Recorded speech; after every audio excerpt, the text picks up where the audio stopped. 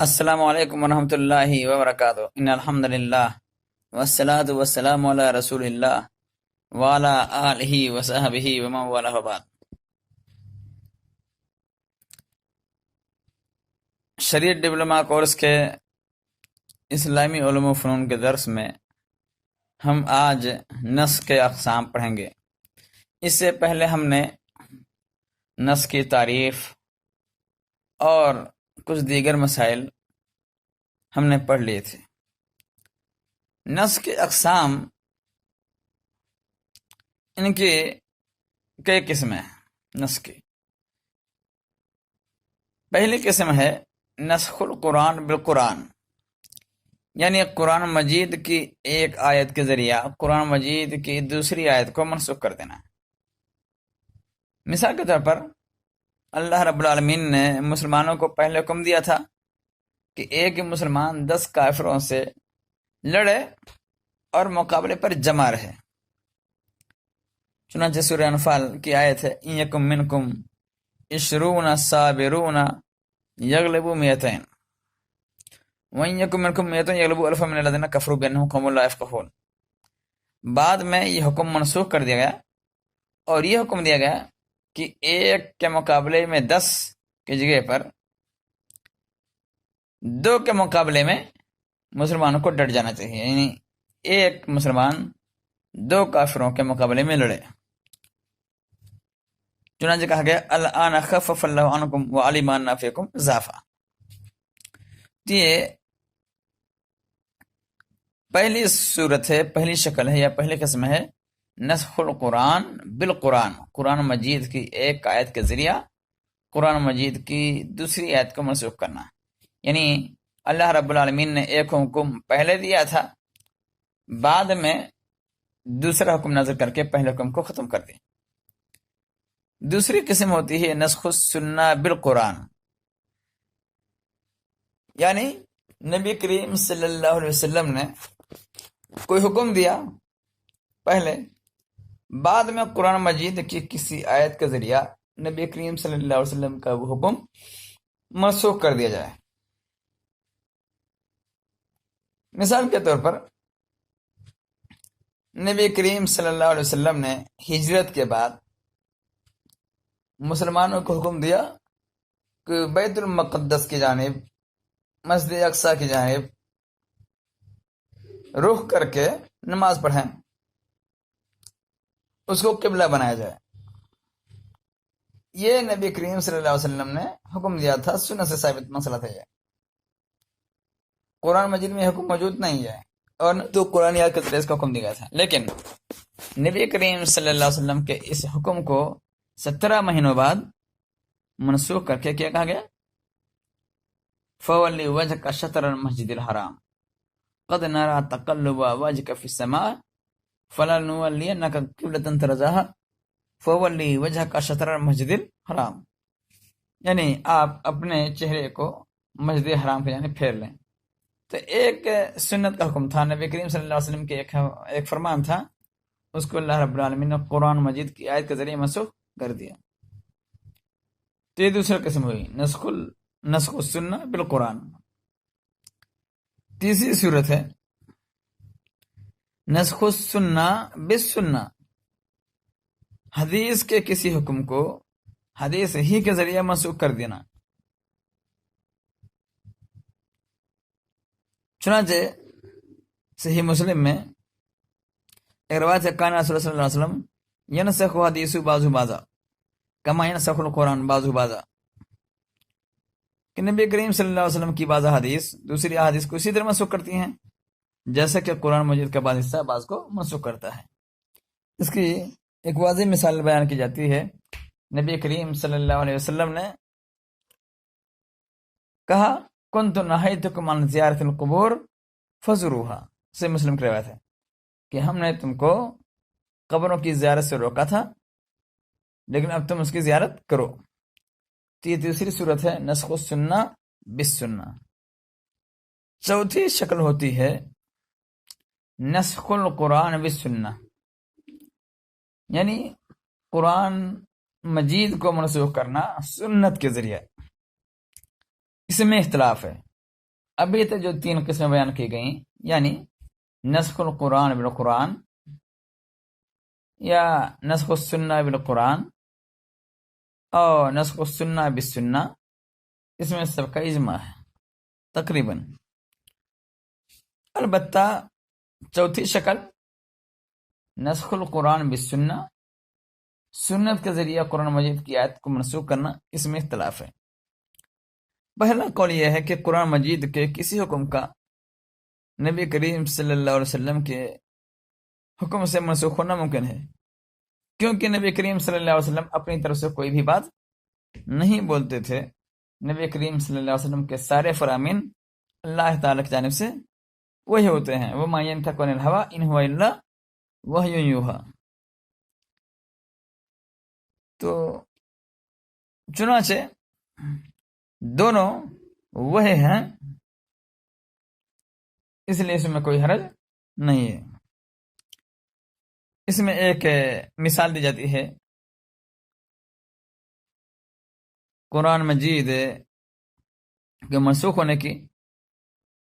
حدیث میں ہے نبی کریم صلی اللہ علیہ وسلم نے فرمایا لا وصیت لوارث، کہ وارث کے لیے کوئی وصیت نہیں ہے، جبکہ اللہ رب العالمین نے قرآن مجید میں حکم دیا تھا کتب علیکم اذا حضر احدکم الموت ان ترک خیرا الوصیۃ للوالدین والاقربین بالمعروف، یعنی نبی اللہ رب العالمین نے مسلمانوں کو حکم دیا تھا کہ فرض کیا گیا ہے کہ جب کسی کی موت کا وقت قریب آئے تو اپنے والدین کے لیے اور قریبی رشتہ داروں کے لیے وصیت کرے۔ لیکن بعد میں نبی کریم صلی اللہ علیہ وسلم نے اس حکم کو منسوخ کرتے کیا کہا لا وصیت لوارث۔ یہ مثال پیش کی جاتی ہے، لیکن اس کے برعکس دوسرا قول یہ ہے کہ نہیں، حدیث نبوی سے قرآن مجید منسوخ نہیں ہوتا۔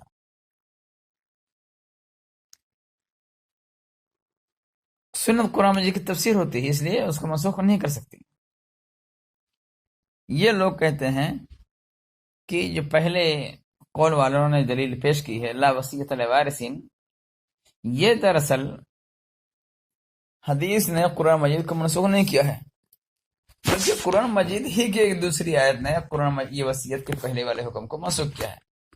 وہ آیت کیا ہے یوصیکم اللہ فی اولادکم للذکر مثل حظ الانثیین، تو وراثت کی آیت ہے۔ قرآن مجید کے اس حکم سے قرآن مجید کا پہلا حکم منسوخ ہوا ہے، اس لیے سنت سے قرآن مجید کو منسوخ کرنے کی کوئی صحیح دلیل موجود نہیں ہے۔ ایک اور سوال ہوتا ہے کیا اجماع سے قرآن و سنت منسوخ ہو سکتے ہیں؟ تو اجماع کسی قرآنی آیت یا کسی حدیث کو منسوخ نہیں کرتا، کیونکہ اجماع نبی کریم صلی اللہ علیہ وسلم کی وفات کے بعد ہوتا ہے، اور نبی کریم صلی اللہ علیہ وسلم کی وفات کے بعد کسی چیز کا منسوخ ہونا ممکن نہیں ہے۔ ایک وجہ اور ہے کہ اجماع سے نسخ ہونے کا معنی یہ ہوتا ہے کہ علماء نے قرآن مجید کے کسی حکم کے خلاف اجماع کر لیا، اور ایسا ممکن نہیں ہے۔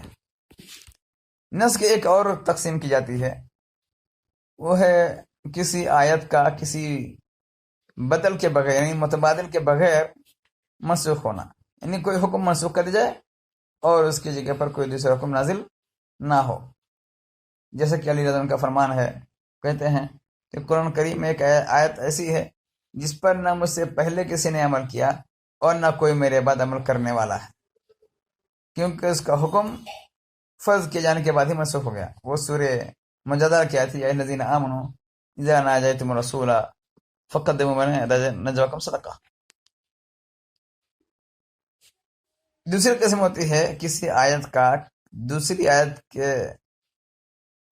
متبادل کے طور پر منسوخ ہونا، جس کی تینوں صورتیں ہوتی ہیں۔ مشکل حکم کو آسان حکم سے منسوخ کر دینا، دوسری قسم ہوتی ہے آسان حکم کو مشکل حکم سے منسوخ کرنا، اور تیسری شکل ہوتی ہے ناسخ اور منسوخ دونوں حکم برابر۔ آخری چیز ہے نسخ کی شکلیں۔ نسخ کی 3 شکلیں ہوتی ہیں۔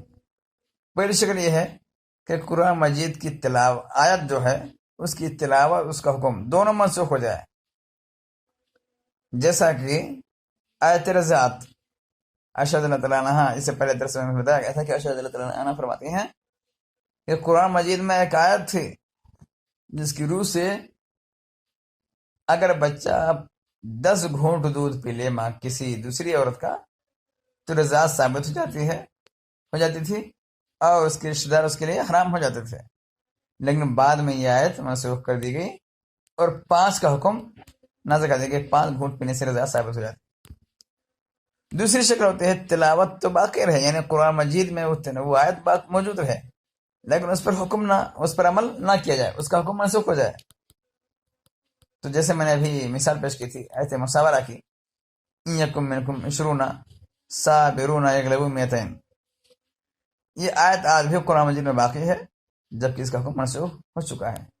اس کے علاوہ ایک اور مثال دی جاتی ہے، شریعت میں پہلے حکم تھا کہ ایک عورت جس کے شوہر کا انتقال ہو جائے، یعنی بیوہ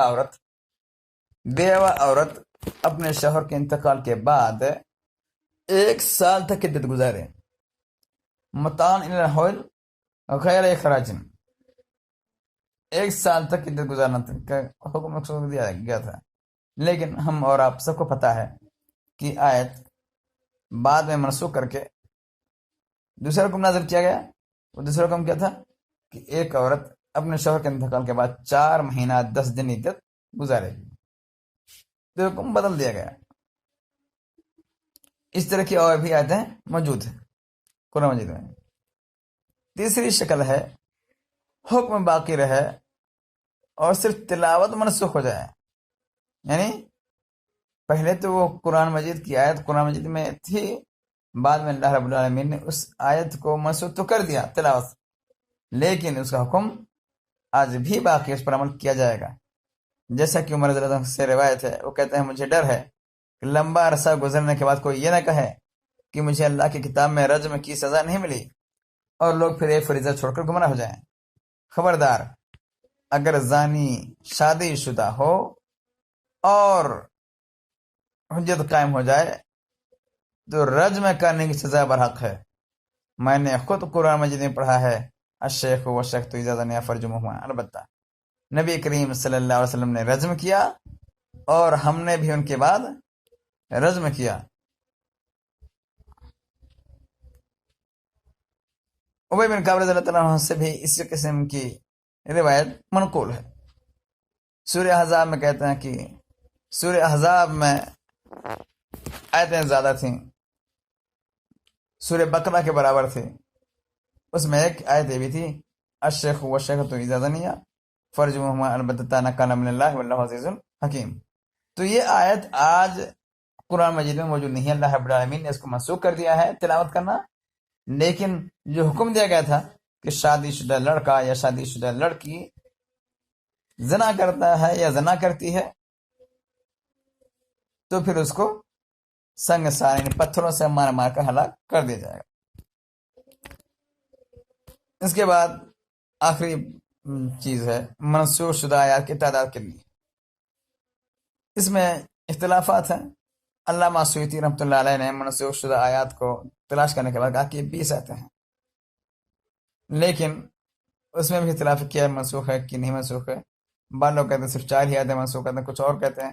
تو منسوخ شدہ آیات کی تعداد میں اختلاف ہے اور یہ اس میں اجتہاد کا مسئلہ ہوتا ہے. کوئی عالم کوئی فقیہ اپنی اجتہاد کی بنا پر کسی آیت کو منسوخ مان لیتا ہے، اس کی یہاں دلائل مضبوط ہوتے ہیں، اور کوئی عالم اس کو نہیں مانتا. تو منسوخ شدہ آیات کی حتمی تعداد بیان نہیں کی جا سکتی. اس طرح سے آج کے درس میں ناسخ اور منسوخ کا مسئلہ ختم ہوا. انشاءاللہ ہم اگلے درس میں قرآن مجید کی جمع تدوین اور حفاظ کے بارے میں انشاءاللہ پڑھیں گے. آج کے دن میں اتنا ہی. وآخر دعوانا الحمدللہ رب العالمین. والسلام علیکم ورحمۃ اللہ وبرکاتہ.